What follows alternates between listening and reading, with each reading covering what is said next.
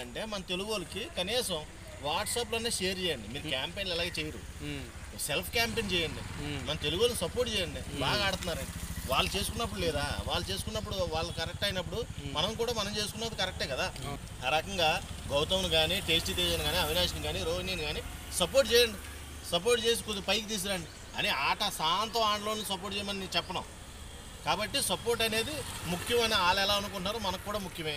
కాబట్టి మనం కూడా వాళ్ళు ఎలా బిహేవ్ చేస్తున్నారో మనం కూడా అలాగే బిహేవ్ చేయడంలో తప్పులేదు. మన తెలుగులో పరువు నిలబెట్టాలి. ఇప్పుడు జబర్దస్త్ మహేంద్ర అన్నవాడు రివ్యూస్ చెప్తా చాలాసార్లు చెప్పాడు ఈ మాట.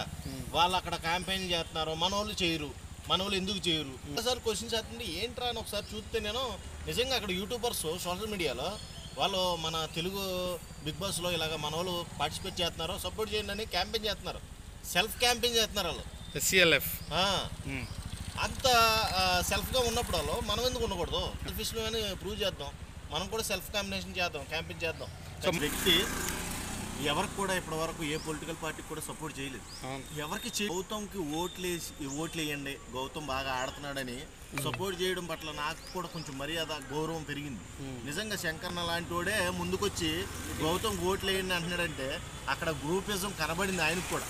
హౌస్లో గ్రూపిజం మొత్తం అటాక్ చేస్తున్నారు, గౌతమ్ని కావాలని టార్గెట్ చేస్తున్నారని ఆయనకు కూడా అనిపించి అలా సపోర్ట్ కోరాడు. కాబట్టి మొత్తం అందరం ఆయన మాట మేరకు ఆయన ఉన్న ఫ్యాన్స్ అందరికి కూడా నేను ఒకటే చెప్తున్నా, మీకు తోచినన్ని ఓట్లు వేయండి. ఎందుకంటే సీజన్ ఫైనల్కి వచ్చేసింది, ఇంకా 2 వీక్సే రన్ అవుద్ది చూసుకున్నా. ఈ 2 వీక్స్లో మనకు కావాల్సినంత బజ్ రావాలి, మన తెలుగులో నిలబడాలంటే ఖచ్చితంగా మీరు కూడా సెల్ఫ్ క్యాంపెయిన్ అనేది కంపల్సరీ చేయాలి. బిగ్ బాస్ 8కి ఖచ్చితంగా ఈ క్యాంపెయిన్ అనేది చాలా ఉపయోగపడుతుంది.